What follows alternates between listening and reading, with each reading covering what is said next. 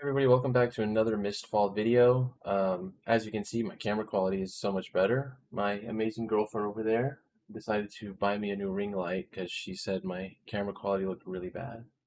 Just kidding, she didn't say that. I said that, and then she decided to get it for me. But today I want to make another Mistfall Hunter video, just covering kind of like an up-to-date, like what we know is coming out this way for the beta when everybody starts playing. We know what to expect and the changes coming forward. And also just to spark a little discussion because I'm really excited about this game and the devs are slowly drip feeding stuff to us over weeks. And so I just want to talk about this game. So in the comment section down below, feel free to go down there and just voice what you're excited about, or if I miss something that's coming to the beta that I miss, just throw it down there so other people can know. We can just keep talking about this game. But I want to start off with one of the most recent Discord posts that they made talking about like the changes that they've been working on since beta 2. Briefly touch on escape methods. They have the soul tree, which this one is new, and the woodling that's still the same, that little monster that appears that you kill and you grab the bell and you can escape. I'm excited to see how the soul tree works. I feel like this is going to be like some part to provoke PvP in this game to force players to fight, even though obviously that's what the woodlings were for by making the noise and giving a radar and a ping to everybody in the area. So I'm excited to see how that works. We don't know too much about it, so I don't want to stay talking about it for too long, but that is coming to the game. Just multiple ways to escape. And then equipment, durability, and progression. What they touched on here was um, they're gonna pretty much talk about durability never drops mid-run. I'm assuming that means that like your weapons aren't gonna necessarily break in the match, which sounds good because that would really suck if you were fighting and then oh now you can't use your sword. So I'm assuming it's gonna be done on more of a like round-based durability system. So you play one game, maybe there's a quarter durability. I don't know. They don't really talk about how durability scales in the game. Uh, and then also they talk about weapon forging, which is what I'm very excited for because I know a lot of us playing this game have also played a lot of Dungeonborn and Dark and Darker. So the ability to forge your own weapons will be nice, and it looks like you can do jewelry as well. So that's going to help us make builds and things like that, especially since it seems like there's going to be like a little social hub where we can go and kind of build our gear and make our weapons, etc., store our stuff. So I'm excited to really see, is it going to be necessarily when you forge your gear, will it have stats and armor sets in the game that you can mix and match, or is it just going to be generic armor at the start with just durability and damage? Um, and so I think that's also like I like that system a lot because again, it's going to help a lot of new players to the game, especially people that let's say aren't at a certain skill level that can go and necessarily kill other players and get good gear. At least it gives them a chance to make good gear, so they feel like they can keep up, especially people that can't necessarily play a lot. And looks like there's a new legendary coming called Skull Crusher. Can't really say much on this because again, there's no gameplay, nobody's used it. Apparently, a lot of people didn't even know that there were legendary weapons in the original beta. So I guess they are extremely rare to find. So this will be really cool.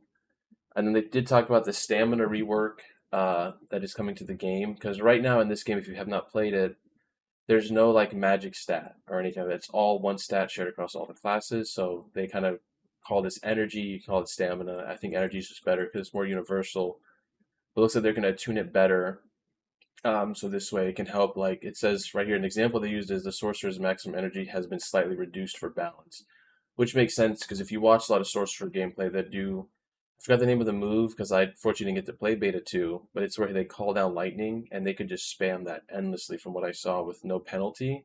So I think that's a good balance change coming on. This is a system that's definitely going to be tweaked as time goes on because again we don't know how certain abilities are going to cost, etc., so that's something to see, but I'm glad to see that they're taking that seriously into account.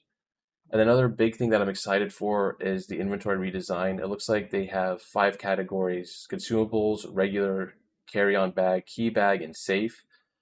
So I don't know if the original beta 1 and 2, if they actually did have the safe bags. That seems like a great system. That's going to help a lot, especially with people trying to keep certain gear they want.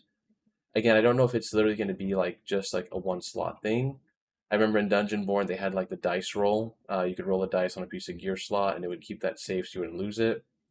So this is going to be really interesting. I'm hoping that when they do the safe though, I do hope they don't do it to where you can protect an item. It's more of what's you're actually carrying.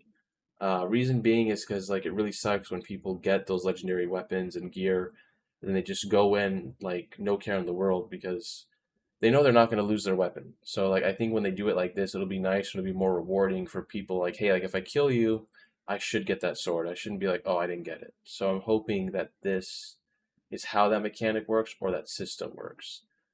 We know from the trailer there's a new boss, character customization, female characters are coming to the game. And then in-match variety, this actually sounds interesting. It says programming and narrating, narrative design have gradually entered the review phase and required art assert assets such as UI and are now in production. Um, I don't really understand what that means, but hopefully that means better matchmaking. And then looks like they're working on the non-battle systems, the UI and programming of the game. I think better all performance will be nice. The game, from what I've seen and everything I've heard, has been performing very well, so that is phenomenal. And again, for the graphic output of the game and how smooth it runs and the ability spam, it's looking like a really good game. Remember, this game will be dropping on the console and PC with crossplay, so that will be very fun, which I'm very excited for. And then, of course, as you guys know, Beta 3 will be coming out September 16th. They say the 15th, but the 16th, or you can actually play the 15th, you can actually download. It says 8 p.m., so I'm guessing that night. But let's say the 16th just to be safe in case of any like server launch delays or anything like that. And the last thing I want to kind of talk about in this video that I wanted to share on more was when they showed the camp in the trailer.